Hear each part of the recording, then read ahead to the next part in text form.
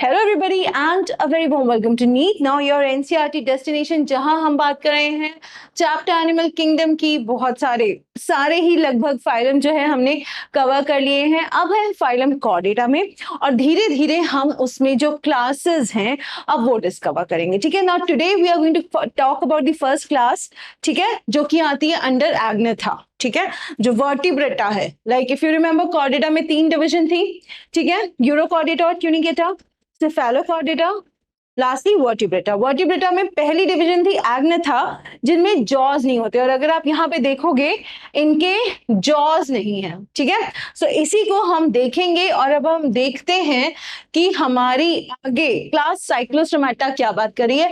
उससे पहले अगर आपने चैनल सब्सक्राइब नहीं किया तो वेट मत करो, जल्दी से सब्सक्राइब करो, बेल आइकन भी प्रेस कर दो। ठीक है, नाउ क्लास साइक्लोस्टोमेटा। इससे पहले मैं आपको एक थोड़ा सा रिवाइज करवा देती हूँ कि जो हमने देखा था वर्टिब्रेटा। ठीक है, वर्टिब्रेटा में हमने 2 डिवीजन देखे थे। ठीक है, अब ये जो डिवीजन था ये बेस्ड इसी चीज पे था कि किसी के जॉज हैं, किसी के जॉज नहीं है। सो जॉज, ठीक है, अगर नहीं है तो हमने क्या नाम दिया उसको? हमने उसको नाम दिया था एग्नेथा।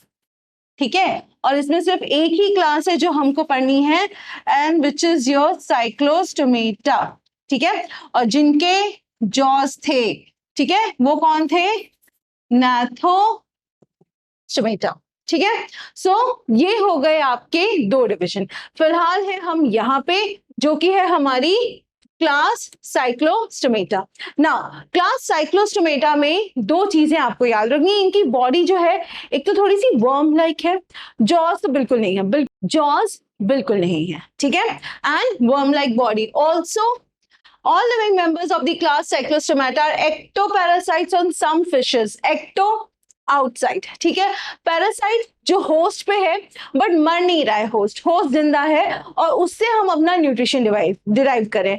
होता क्या है कि जो बहुत सारी लार्जेस्ट फिशेस होती हैं, ठीक है, व्हेन दे आर ईटिंग काफी सारे पार्टिकल्स जो होते हैं उनकी बॉडी पे बाहर रह जाते हैं, तो ये उन पार्टिकल्स को भी यूज करते हैं। They keep sucking, they keep remain attached to the fish और वहां से अपना न्यूट्रिशन जो है वो डिराइव करेंगे। ठीक है, they have an elongated body bearing 6 to 15 pairs of gill slits for respiration। अगर मैं फर्स्ट एग्जांपल देखूं, 1 2 3 4 5 6 7 pairs, एक साइड इधर एक साइड इधर होंगे।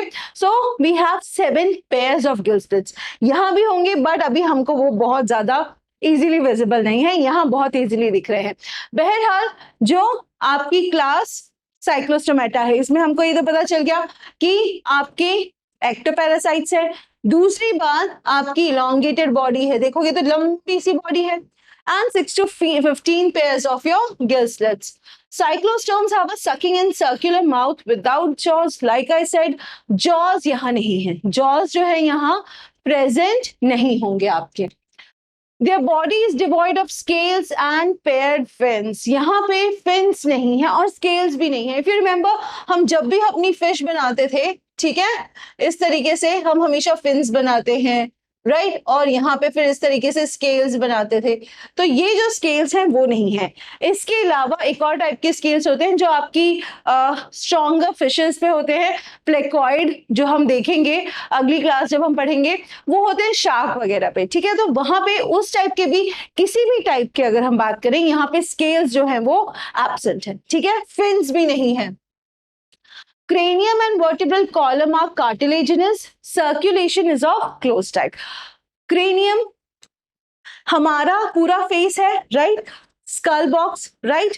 अब इनका जो क्रेनियम है एंड इवन इनका जो वर्टिब्रल कॉलम है, हमारा वर्टिब्रल कॉलम पीछे है, इफ यू ऑल रिमेंबर, ठीक है, तो यहाँ पे जो वर्टिब्रल कॉलम है it is made up of cartilage. Cartilage से क्या होता है, थोड़ी सी फ्लेक्सिबिलिटी आती है, पर इसका मतलब ये नहीं है कि आपकी कार्टिलेज वीक है। फ्लेक्सिबिलिटी होना, वीक होना, 2 डिफरेंट चीजें हैं।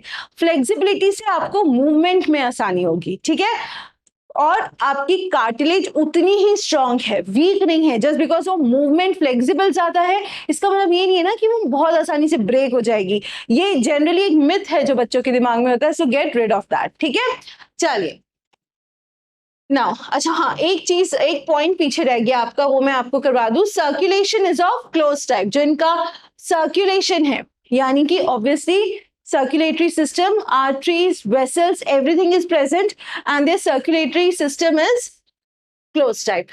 Now next क्या कह रहे हैं, cyclostomes are marine but migrate for spawning to fresh water. egg laying के लिए, ठीक है, हैच होने के लिए ये फ्रेश वाटर में जाते हैं, otherwise these are completely your marine animals.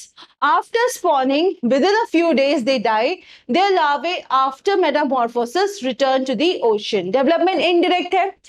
Spawning के लिए आप फ्रेश वाटर गए, स्पॉनिंग होते ही, रिलीज होते ही इनकी डेथ हो जाती है। जो लार्वे हैं, मेटामॉर्फोसिस, यानी कि जब वो लार्वल स्टेज से प्रॉपर ऑर्गेनिज्म बन जाते हैं, उसके बाद वो फिर से लौट के आपके ओशन में आ जाएंगे, ठीक है, सॉल्ट वाटर में वापसी।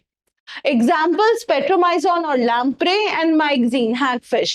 This is your petromyzon, ठीक है, पेट्रोमाइजोन, लैम्प्रे जिसको कह रहे हैं, और ये है आपकी hagfish. So these are the two examples, सिर्फ 2 एग्जांपल्स है जो आपको याद रखने हैं क्लास साइक्लोस्टोमेटा। सबसे इंपॉर्टेंट चीज, जॉज ही नहीं है, सकिंग माउथ है, अटैचमेंट है, एक्टोपैरासाइट है लार्जर फिशेस पे, ठीक है।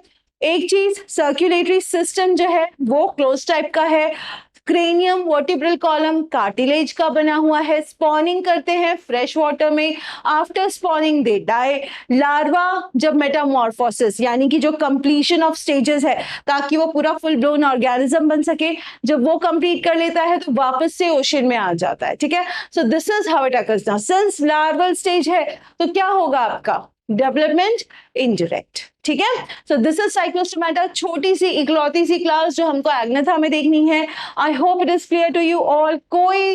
कोई डिलेमा है, कोई प्रॉब्लम है, प्लीज कमेंट करिए। टॉपिक है, जानना चाहते हैं कमेंट करिए।